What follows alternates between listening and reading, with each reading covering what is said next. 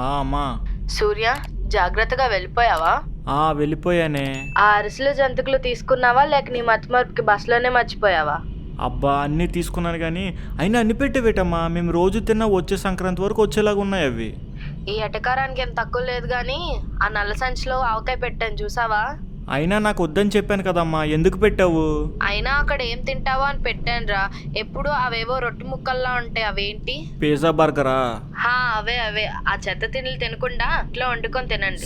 సరేలే, అలానే తింటాను కానీ నాన్నేం చేస్తున్నారు? ఏం చేస్తారు, పండక్కి బాబాయ్, అత్త, మాయ వాళ్ళు అందరూ వచ్చారు.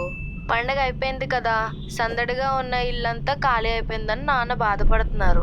ఓహో, అయినా ఎలాగో ఉగాదికి మళ్ళీ వస్తాం కదే. మీ నాన్న అంతేగాని చెప్పడం మర్చిపోయా, మీ నాన్న వచ్చే వారం సిటీకి వస్తున్నారా. నీకేమైనా పంపించాలా? అమ్మా, నేను వచ్చి ఇంకా ఒక రోజు కూడా కాలేదే. నువ్వు అక్కడ ప్యాక్ చేసి నేను ఇంక ఇక్కడ ఓపెన్ కూడా చేయలేదు, మళ్ళీ నువ్వు పంపుతాను అంటున్నావు. అది కాదురా, మళ్ళీ ఎప్పుడు వస్తావో ఏంటో. పోనీ నీకేమైనా తినాలనిపిస్తుందని అడుగుతావా? అడగవు, అందుకే నేనే చేసి పంపుతా. అమ్మా, నాకేం వద్దు, కావాలంటే నేను అడుగుతాను, సరేనా? కాదురా సూర్య. సరే, నేను మళ్ళీ ఫోన్ చేస్తాను, కొంచెం బిజీగా ఉన్నాను. రే నాన్న, ఫోన్ పెట్టకు. ఏంటి మామా, పండగ కూరలు ఫుల్ ఎంజాయ్ చేసినట్టున్నావు? అదేం లేదు మామా. చెప్పడం మర్చిపోయా, మన వాళ్ళందరూ సెకండ్ షో సినిమాకి వెళ్తున్నారు, నువ్వు కూడా వస్తావా? నాకు రావాలని లేదురా, మీరు వెళ్ళండి. సరే మరి, నీ ఇష్టం.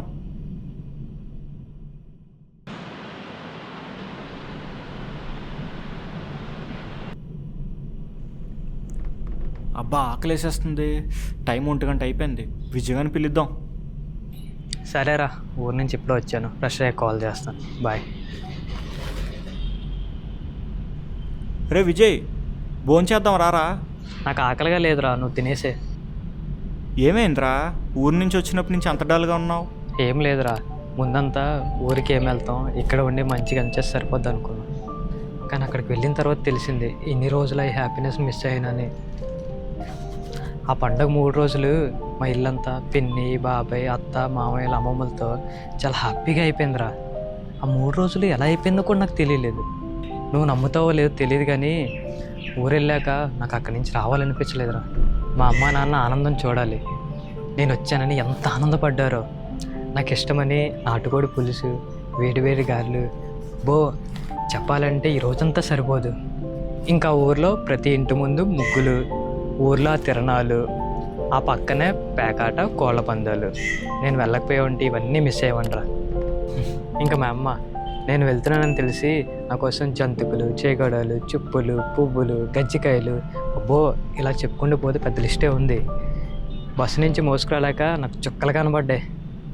వచ్చినప్పుడు మా అమ్మ మొహంలో బాధ చూడాలి. మళ్ళీ పండగ ఎప్పుడు వస్తుంది, మళ్ళీ నా కొడుకు ఎప్పుడు ఇంటికి వస్తాడని తెగ బాధపడిపోయింది. మనం మాత్రం ఏం చేస్తాం, రాక తప్పదు. మామ, నాకు ఒకటి అర్థం కాదు, మన మీద ఇంత ప్రేమ పెట్టుకుని ఊర్లో వాళ్ళు ఎలా ఉంటున్నారా? నాకైతే అక్కడున్న 3 రోజులు వాళ్ళు వదిలి రావాలనిపించలేదు. రే విజయ్, మనకి ఎలానో వీక్లీ ఆఫ్ ఉంటుంది కదా, నైట్ ఇక్కడ బస్సు ఎక్కితే మార్నింగ్ కల్లా ఊర్లో ఉంటాం. రారా, పద, ఆకలేస్తుంది, తిందాం.